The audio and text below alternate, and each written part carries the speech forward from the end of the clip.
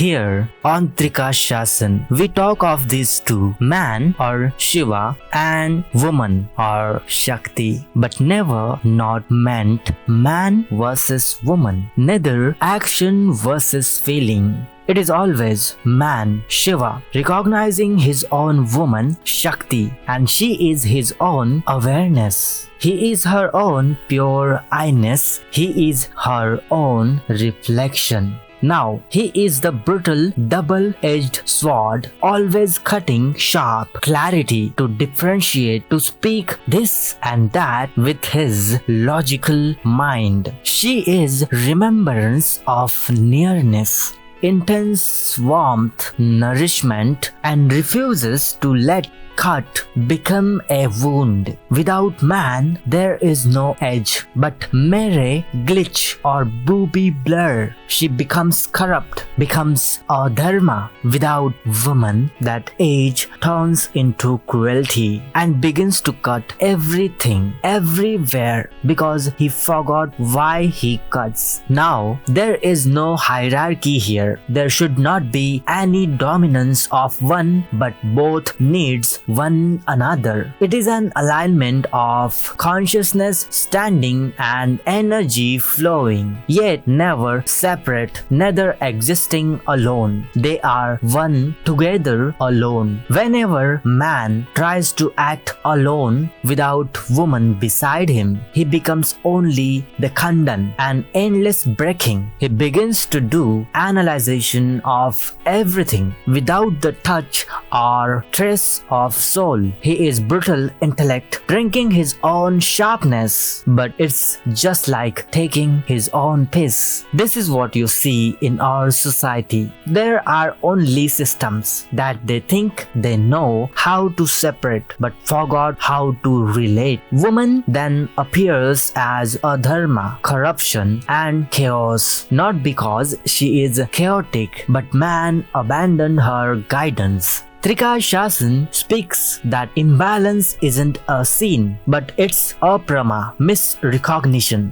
The real tabahi or violence is not destruction. It can only be destruction of the remembrance of both or whole. Trikashasan speaks that relationship is not only romance, but it is the small lab of recognition. Each and every encounter tests if the differentiation serves the whole as union or ego, the illusionist. Whenever one pole suppresses his or her other half, the awareness of two freezes in the cold heartlessness. And so it is the reason equality without order creates tension. And so without order, love creates tyranny. Divine feminine never lead by force. She gives beautiful meaning to everything and leads by meaning. Her wonder-striking ability.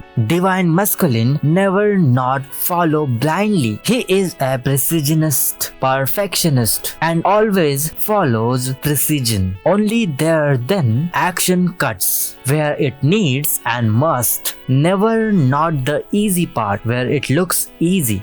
Trikashasan speaks of very subtle teaching here and now. The universal being Parabhairav or Kali does not never sit tight at one pole and watching the another. They are the intense intimacy and tension for one another, extreme love for one another that knows oneness, never not separate. Man and woman, mind and body, silence and speech, all are only aspects or dresses of this cosmic remembrance. To heal one another is not morality, it is divine ontological repair. Whenever she reveals meaning and he builds formation around it, evolution happens naturally there then. But if Anu, ego, takes the throne, both decay together and goes kaboom. This is not an ideology at all. This is how Trikashasan speaks of this threefold world, which is real and divine, also wonderful at all aspects.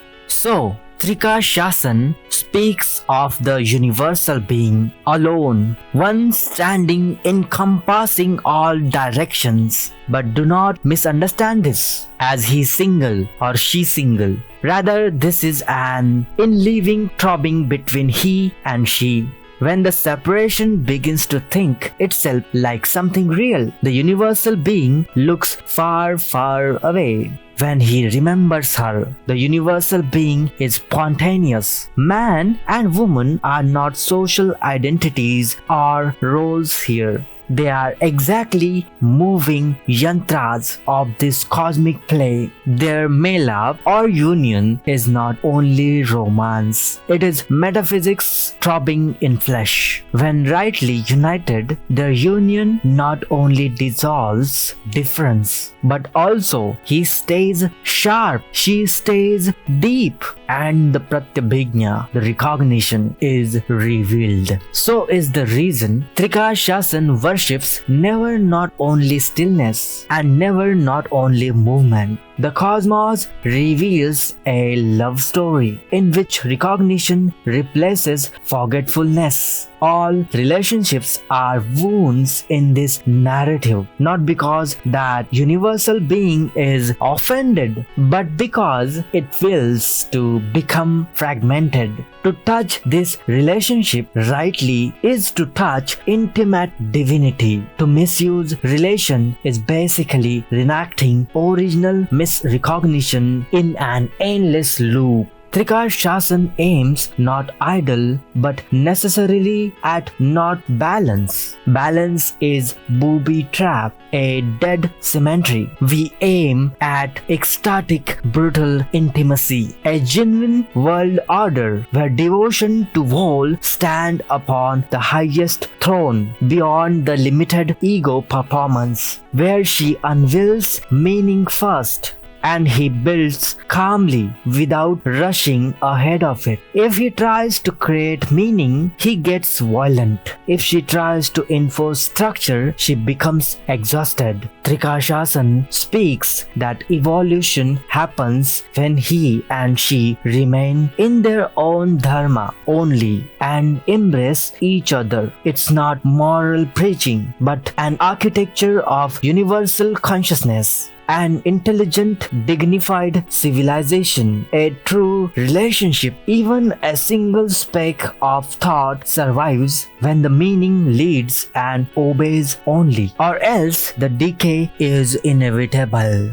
Our work is so simple, yet its totality of brutality. Rebooting recognition where the forgetfulness have become normal. Let the cut devote to life, not to ego. Let the creation flow freely from remembrance, never not from control. This is true aloneness. Doesn't take time and it's spontaneous. Anything and everything else is only noise. Thank you so much for watching. Om Parabhairavaya Namaha.